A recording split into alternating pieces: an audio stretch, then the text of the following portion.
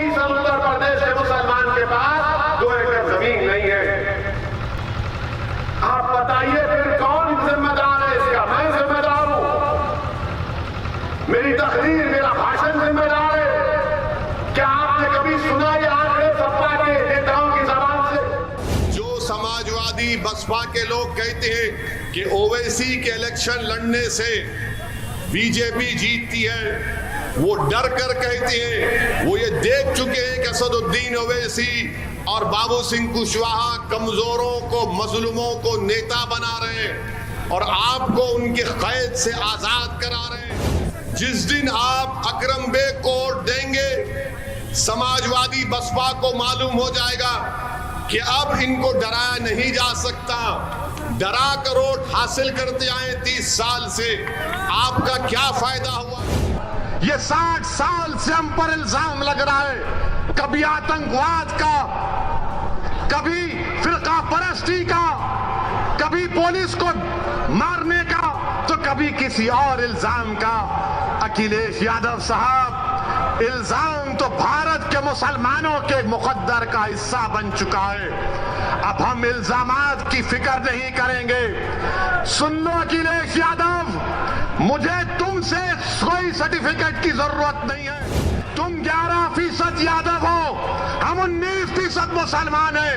अगर तुम मुख्यमंत्री बने और जनाब मुलायम सिंह बने तो मुसलमानों के वोट की खैरात से बने। तुम याद रखो इस बात।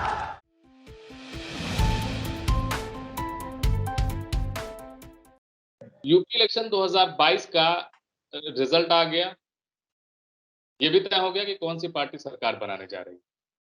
लेकिन इसी क्रम में यूपी इलेक्शन जब शुरुआत हुआ था यूपी इलेक्शन का, तो तमाम पार्टियों ने यूपी में एंट्री भी की, तमाम पार्टियों ने अपनी अपनी किस्मत आजमाने की कोशिश भी की।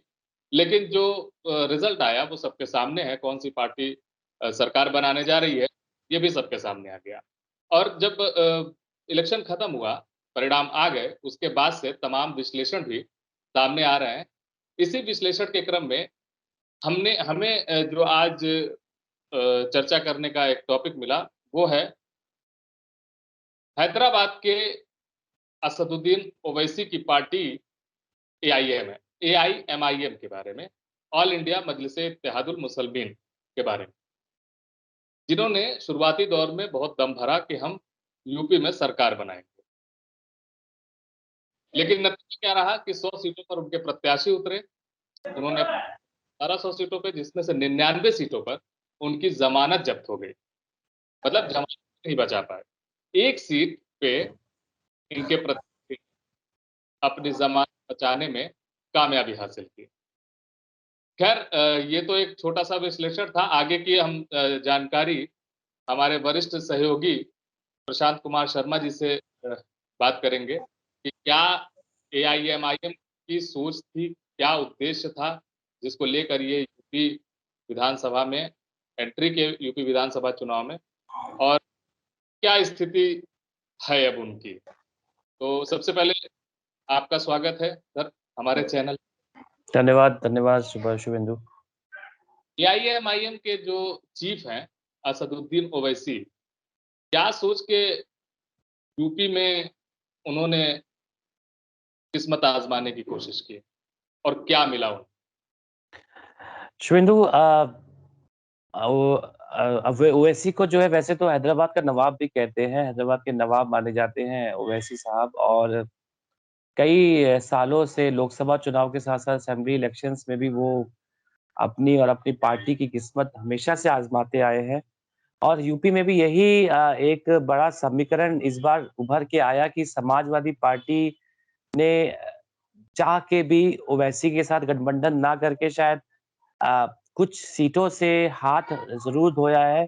और जहां तक ओवैसी की हम बात करें, ओवैसी ने साफ तौर पे कहा था कि हम एक किसी जन समुदाय को नहीं मानते, हम मुसलमान एक जब तक नहीं होंगे तब तक जो है यूपी का उद्धार नहीं होने वाला, क्योंकि यूपी में अगर मुसलमान जिसको वोट देते हैं, कहते हैं उसकी सरकार बनने में बहुत ज्यादा हेल्प मिल जाती है। तो जो अखिलेश ने मना किया, अखिलेश का मैं आपको बताता हूँ, अखिलेश की जो सोच थी वो ये थी, अगर वो असदुद्दीन ओवैसी से अगर वो गठबंधन करते हैं, तो एक जो हिंदू मुस्लिम का क्लैश वाली जो परिस्थिति होती है कि अगर ओवैसी के साथ अगर वो गठबंधन करते तो हिंदू वोटर जो है वो छटक जाएगा। जी। तो एक ये कारण था कि ओवैसी के साथ अखिलेश ने गठबंधन नहीं किया, लेकिन वही ओवैसी चाह रहे थे कि एक बड़ी राजनीतिक पार्टी के साथ अगर गठबंधन करते तो एटलीस्ट सरकार में हिस्सेदारी ज़रूर बनती। लेकिन अखिलेश ने बिल्कुल पानी फेर दिया ओवैसी के सारे जो सोच थी। और 100 में से 99 सीट, जैसे आपने अपने एंकरिंग में बताया कि 100 में से 99 सीट पे ज़मानतें ज जब्त हो गई सारी, चौथे या 5वें नंबर पे आए। तो ये तो हर बार ही होता है कि असदुद्दीन ओवैसी जो है कोशिश करते हैं कि हम जो है सीट से, क्योंकि महाराष्ट्र में अच्छा होल्ड हुआ है। ये कहना गलत है कि ओवैसी को जो है जब भी आते तो कोई सीटें नहीं उनको स्टेट्स में नहीं मिलती, लेकिन महाराष्ट्र में बहुत अच्छी खासी सीट्स पिछले असेंबली इलेक्शंस में एआईएम को मिली थी। और जहाँ तक यूपी की हम बात करें, यूपी में तो साफ तौर पे कहा जाता है कि बीजेपी वर्सेस सपा का इस बार चुनाव था, लेकिन जो सीटों का नुकसान हुआ है, चाहे ओवैसी को ज़रूर जो है 99 सीटों पे उनका जमानत जब्त हो गई और एक सीट पे सेकंड नंबर पे आए, तो ज़रूर एक चीज़ है कि अ चीज़ें एक बहुत हद हद तक एक ठीक थी। जिस सीट पे इन्होंने ज़मानत अपनी बचाई है, उस सीट पे इनकी जो पार्टी है, वो चौथे नंबर पे आई है, इनके जी। कैंडिडेट चौथे नंबर पे आया है। एक चीज़ और जो अब आश्चर्य करने वाली बात ये है कि ओवैसी को जो इनकी पार्टी को जो वोट मिले पूरे यूपी विधानसभा चुनाव में, कि इनसे ज़्यादा वोट नोटा को पड़े। अगर हुँ, प्रतिशत आंकड़ों की बात करें तो नोटा को 0.69 वोटिंग हुई नोटा पे और हुँ, ओवैसी को 0.4 समथिंग ऐसे वोटिंग हुई थी। तो जब हुँ। आपकी पार्टी नोटा को भी नहीं बीट कर पा रही है, तो आप क्या उम्मीद रखते हैं कि आगे आने वाले चुनावों में किस तरह से आप अपने आप को देखते हैं? नहीं, देखिए, एक एक सादा एग्ज़ाम्पल हमारे पास आम आदमी पार्टी का है। आम आदमी पार्टी ने भी ऐसे ही 10 साल 12 साल पहले अपनी पार्टी की शुरुआत की थी। अन्ना हज़ारे के बाद केजरीवाल जो है, अपनी एक अलग आम आदमी पार्टी बनाई थी और उनका भी यही हश्र होता था, जहाँ भी वो जाते थे दिल्ली, जहाँ से इसका जन्म हुआ आम आदमी पार्टी का, वहाँ से इस पार्टी का आम आदमी पार्टी का जन्म हुआ। और अब देश के हर जगह पे, ज़्यादातर जगहों पे, गोवा से लेकर आप हिमाचल तक चले जाइए, उत्तराखंड चले जाइए, हर जगह आम आदमी पार्टी के उम्मीदवार खड़े ज़रूर होते हैं, चाहे ज़मानतें जब्त हो जाती हैं, चाहे कुछ ना कुछ सीट उनको जीतने को मिलती। यही असदुद्दीन ओवैसी का ये मानना है कि अगर मैं कोशिश करूँगा तो शायद आज नहीं तो कल जनता के बीच उनकी जो पॉपुलैरिटी है, क्योंकि वो ऑल हैदराबाद में तो नवाब माने जाते हैं, लेकिन जब वो नॉर्थ और नेशनल पॉलिटिक्स में आते हैं तो थोड़े से वो नीचे अपने आप को मानते हैं, क्योंकि एक नेशनल नेता ज़रूर हैं ओवैसी साहब, लेकिन जो पार्टी में दबदबा उनका उतना ही है। लेकिन जो पॉलिटिक्स में अगर हम आते हैं और एक, क्योंकि वो चाहते हैं कि मुसलमान की एक अलग पार्टी के तौर पे वो अपने आप को एस्टैब्लिश कर पाएँ कि जो मुसलमान हैं वो सिर्फ़ एआईएमआईएम को वोट दें, उसके अलावा जो है कोई, क्योंकि सबको वो देख चुके हैं। उनका कहना है कि हर पॉलिटिकल पार्टी को आप देख चुके हो, कांग्रेस को देख चुके हो, आप मायावती को देख चुके हो, आप अखिलेश को देख चुके हो। कोई आपका काम नहीं करा, लेकिन सिर्फ़ एआईएम जो है वही आपकी सबसे अच्छी पार्टी है। तो आप मुसलमानों को, उनको यही कहना है कि हम जो है आप हमें वोट दीजिए, हम आपका उद्धार करेंगे।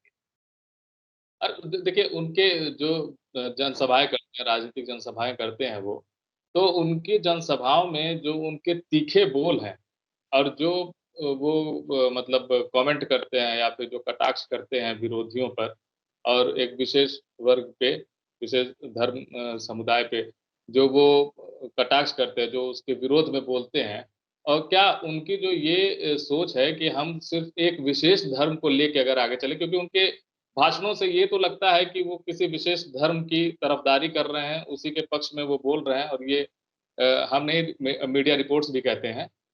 तो क्या इस तरह से आगे लेके चलना अपने एक सिर्फ़ एक विशेष समुदाय को राष्ट्रहित की राजनीति के लिए राष्ट्रहित में सही है क्या? देखिए, क्योंकि एआईएमआईएम को मुसलमान या मुस्लिम एक संप्रदाय की पार्टी ज़रूर माना जाता है, लेकिन उनका वो यही मानना है कि देश के अगर सारे मुसलमान एक हो जाएँ और एआईएम को जॉइन कर लें तो शायद एक बड़ी जो है पार्टी उभर सकती है। लेकिन उनके कुछ ऐसे बोल ज़रूर होते हैं जो ज़रूर पॉलिटिकल पार्टी को भी चुभते हैं और इवन कुछ जनता के कुछ नुमाइंदे जो जनता भी है, उनको भी अच्छा नहीं लगता कि वो एक 2 समुदाय के बीच जो है ऐसी बातें हों क्योंकि भारत एक जो है सेकुलरिज़्म वाला स्टेट है, सब मिल-जुल के रहते हैं, यहाँ पे सेकुलर रहते हैं। तो ये सिर्फ़ जो है वोटों का ध्रुवीकरण जो कहते हैं, उसलिए शायद ओवैसी साहब ये ज़रूर ये बातें बोलते हैं क्योंकि अगर हम इंटरनेशनल पॉलिटिक्स की बात करें तो जब भी ओवैसी साहब की तारीफ़ पाकिस्तान में हुई है, उन्होंने हमेशा पाकिस्तान को ही लताड़ा है कि आप हमारे आंतरिक मामलों में दखल मत दीजिए, मैं एक भारत का बेटा हूँ और भारत का मुसलमान हूँ, तो मुझे पता है कि मुझे अपने मुसलमान भाइयों को कैसे बताना है, समझाना है, आप लोग इससे दूर रहे। तो एक ये भी चीज़ लोग देखते हैं कि एक जो है क्योंकि पाकिस्तान हमेशा से भारत के जो है भारत को तोड़ने की और मुसलमानों को भड़काने की हमेशा से साजिश रखता है, लेकिन ओवैसी ने हमेशा से ही इंटरनेशनल जो मुसलमान संगठन है, उनको साफ तौर पे कहा है कि मैं भारत की सुनता हूँ, भारत में रहता हूँ और भारत का ही जो है मैं गुण गाऊँगा क्योंकि भारत मेरे लिए सर्वोपरि है। तो यही चीज़ साफ तौर पे जो है ओवैसी साहब की बातों से झलकती है कि जब भी वो भाषण देते हैं तो जो है धर्म संप्रदाय के नाम से कभी-कभी वो बोल जाते हैं, लेकिन वैसे एक जितना मैं उनको जानता हूँ, जितना मैं उनसे मिला हूँ शुभेंदु अ, दिल के बहुत साफ-सुथरे हैं वो और हमेशा से ही जो है सबको साथ रख के ही वो चलना चाहते हैं। यही पॉपुलैरिटी उनकी हैदराबाद में मानी जाती है कि कोई भी हिंदू हो, मुसलमान हो या कोई भी धर्म का, जात का कोई भी आदमी उनसे मिलता है, तो वो एक ही तौर पे उनको ट्रीट करते हैं। नहीं, ये बात तो सही है कि अगर विश्व पटल पे देश के प्रतिनिधित्व की बात करनी है, देश की पैरवी करने की बात होती है, तो मुखर होके असदुद्दीन ओवैसी उस पे प्रबलता से अपनी बात रखते हैं और देश का प्रतिनिधित्व भी बहुत अच्छी तरह से करते हैं, अपने देश की गरिमा को बनाए रखते हुए। लेकिन बिल्कुल, ये थोड़ा-सा कि मतलब कि घर के अंदर लड़ाई झगड़े करना, घर के अंदर थोड़ा इस तरह की शब्दों का इस्तेमाल करना कि उसी घर के दूसरे सदस्य, यहाँ पे घर का तात्पर्य देश से है, उसी घर के दूसरे सदस्य या वर्ग समुदाय के लोग आहत होते हैं, उनकी भावनाओं को ठेस पहुँचती है। तो आप जब जनप्रतिनिधि के तौर पे अपनी बातों को रखते हैं लोगों के सामने, तो ज़ाहिर-सी बात है कि आपकी उन बातों से किसी और व्यक्ति के या किसी और धर्म समुदाय के लोगों के दिल को ठेस पहुँचती है। ये थोड़ा-सा इस पे विचार करने वाली बात है। लेकिन प्रशांत जी, मैं एक चीज़ ये पूछना चाहता हूँ कि जैसे असदुद्दीन ओवैसी जब बिहार में इलेक्शन था, तो उन्होंने बिहार में भी अपनी किस्मत आज़माई और वहाँ पे अच्छा प्रदर्शन किया उनकी पार्टी ने और वहाँ पे लगभग 5 सीटें उन्होंने जीती थी। तो क्या हुँ। उसी सोच के साथ इन्होंने यूपी में पदार्पण किया, एंट्री की? क्योंकि आप भी जानते हैं कि यूपी में 20% मुस्लिम वोटर्स हैं। इसमें से इस बार चुनाव में बात करें अगर आंकड़ों की, तो इन 20% में से लगभग 79% जो वोटर्स थे, मुस्लिम वोटर्स, उनका मतलब तय था कि हमको इनको वोट देना है। वो 79% लोग सपा को वोट दिए। 8% वोट भाजपा को मिला, जो 2017 के चुनाव से 1% ज़्यादा है। यहाँ पे हालाँकि जहाँ तक आंकड़ों की बात करें तो ओवैसी जो हैं, उन्होंने बहुत ज़्यादा नुकसान तो नहीं पहुँचाया सपा को, लेकिन हाँ, ये कह सकते हैं कि उनके लड़ाई करने से भाजपा को ज़रूर फ़ायदा हुआ। क्या मानते हैं इस बात को? देखिए भाजपा की हमेशा से बी टीम कही जाती है ओवैसी साहब की पार्टी एआईएमआईएम को और यही अखिलेश से लेकर कांग्रेस भी हमेशा से कहती आई है कि आईआईएम जहाँ भी जाती है वो बीजेपी का वोट तो नहीं काटती है, हाँ, ज़रूर जो अपोज़िशन के वोट चाहे कांग्रेस हो, चाहे दूसरी पार्टियाँ हों, उनके वोट ज़रूर काट देती है और यूपी में भी यही हुआ है शुभेंदु कि जो वोट मायावती और सपा को मिलता था हर बार की तरह 2017 में भी यही हुआ था कि बसपा के पास भी बहुत अच्छा खासा प्रतिशत पिछले असेंबली इलेक्शंस में गया था। लेकिन इस बार मुसलमानों ने थोड़ा-सा अपना जो है मन बनाते हुए सपा को जो है समझ लीजिए 80% वोट जो है सपा के पास उन्होंने दिया, लेकिन ये एक अगर वही है कि अगर आप एक ही संप्रदाय को जुड़ते हैं और एक ही संप्रदाय के सारे लोगों को अपना वोट मिलता है आपको, लेकिन वो एक आपके लिए सफिशिएंट नहीं होता है कि आप वो जो है मैंडेट पाएँ जो एक दूसरे 201 से ऊपर का अगर आप जीत 202 सीटों का होता है कि अगर आप यूपी में 202 सीटें ले आए तो एक आप जो है सत्ता में आ सकते हैं 202 से ज़्यादा सीटों का। तो यही चीज़ अभी हुई है कि 7 सीटें जो है इस बार सपा से कम हो गई बिकॉज़ एआईएम ने उनकी सारी सीटें खा ली, चाहे अब वोट प्रतिशत भी मुश्किल से मैं कह रहा हूँ कि शुभेंदु 7 सीटों में 200, 300, 400, 200 इसी ऐसे का ही फ़र्क रहा है और ये अगर वो एआईएम से अगर सपा अगर गठबंधन कर लेती, तो शायद वो 7 सीटें लेकिन 7 सीटें से फ़र्क तो नहीं पड़ता है, लेकिन वो 7 सीटें वो ज़रूर समाजवादी पार्टी में ऐड हो जाती। तो ये ऐसा भी नहीं है कि मुसलमान जो है बीजेपी को वोट नहीं करते हैं, धीरे-धीरे शायद उनके मन में थोड़ा-सा कॉन्फिडेंस आ रहा है बीजेपी के लिए भी क्योंकि बीजेपी को वो कट्टर हिंदू पार्टी के तौर पे माना जाता है। लेकिन सेंटर में मोदी जी ने कई ऐसे कार्य किए हैं क्योंकि उनके लिए हिंदू मुसलमान नहीं भारत माना जाता है और भारत में हर एक संप्रदाय रहता है, तो हर एक संप्रदाय के लिए वो काम करते हैं, तो शायद इसका भी कुछ फ़र्क यूपी के इलेक्शन में इस बार दिखा जहाँ पर अ, 8% के से थोड़े ज़्यादा ही परसेंट मुसलमानों ने बीजेपी को वोट दिया। तो जैसे आपने कहा 1-2% ज़्यादा है पिछली बार से, तो ये एक तरह से ये भी उम्मीद जगाता है कि अगर आगे ऐसे कुछ कार्य सेंटर की तरफ से या फिर स्टेट गवर्नमेंट की तरफ से जहाँ बीजेपी अभी सत्ता में है, काम करेगी तो ज़रूर आगे जाके ये भी वोट जो है बीजेपी की तरफ जाएगा। जी, जी। जैसे अगर हम ये बात करें कि पिछले विधानसभा चुनाव से विधानसभा चुनाव में मुस्लिम वोटरों की संख्या बढ़ी है भारतीय जनता पार्टी के लिए। तो ज़ाहिर है कि भारतीय जनता पार्टी की जो सरकारी योजनाएँ या जो सरकार रही हैं यूपी में पिछले पिछले विधानसभा में भारतीय जनता पार्टी की, तो इनका जो एक नारा है सबका साथ, सबका विकास, सबका विश्वास, तो कहीं न हुँ। कहीं सरकारी योजनाओं को हर जाति, धर्म के लोगों तक पहुँचाने में ये सरकार सफल रही है। मानते हैं इस बात को? क्योंकि मुस्लिम वोटर्स का प्रतिशत भी बढ़ा है, मुस्लिम वोटर्स भी बढ़े हैं भारतीय जनता पार्टी के लिए। मानते हैं इस बात बिल्कुल, को? बिल्कुल। बिल्कुल बढ़ा है और यही मैंने पहले भी कहा कि जो चीज़ें हैं वो बहुत इस बार पॉज़िटिव रही बीजेपी चाहे सीटें ज़रूर कम आई लेकिन एक ऐसा वोट पर 270 से ज़्यादा सीटें जीतना एक 403 कॉन्स्टिट्यूएंसी में ये एक सेकंड टर्म में क्योंकि अभी तक जो है ऐसा कभी नहीं हुआ कि 2 मतलब एक ही पार्टी 2 बार जो है जैसे योगी जी के डबल इंजन की सरकार फिर से वापस आई तो ऐसा कभी यूपी में हुआ नहीं है और शायद विकास कार्य और जो एक और चीज़ है शुभेंदु यहाँ पर मैटर करती है कि दंगे या फिर ऐसे क्लैशेस जो यूपी में इस बार 5 सालों में नहीं हुए।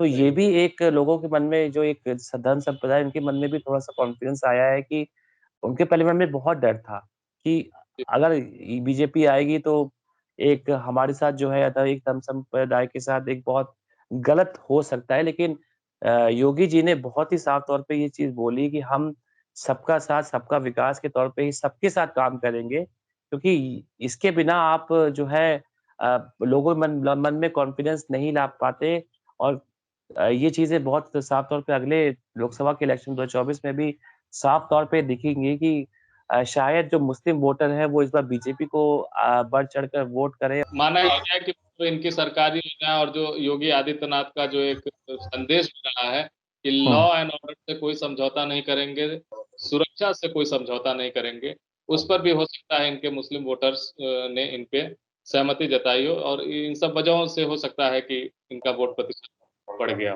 बढ़ गया।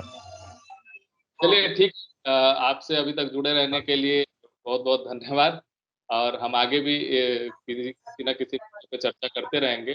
फिलहाल अगर ओवैसी के एआईएमआईएम की बात करें तो इनके अलग चुनाव लड़ने से हाँ, इनको कोई फ़ायदा हुआ और अगर गठबंधन कर लेते, तो शायद समाजवादी पार्टी की जो गठबंधन में पार्टी थी जो चुनाव लड़ी थी, उसमें ज़रूर थोड़ी सीटों का इज़ाफ़ा हो जाता। लेकिन फिलहाल इन लोगों ने अलग अलग चुनाव लड़ा, बहुत का आंकड़ा तो फिर भी नहीं पा पाते अगर ओवैसी इनके साथ लड़ते तो। लेकिन खैर लगे रहिए, राजनीति है, राजनीति में बदलाव भी जरूरी है, इतिहास बनाना, रिकॉर्ड तोड़ना, ये सब तो लगातार चलता ही रहेगा। अभी के लिए इतना ही, हमें दीजिए इजाजत, हम फिर अगले एपिसोड में कुछ किसी नए मुद्दे पे आपके साथ रूबरू होंगे। तब तक बने रहे हमारे चैनल पे। आप सब बहुत बहुत धन्यवाद।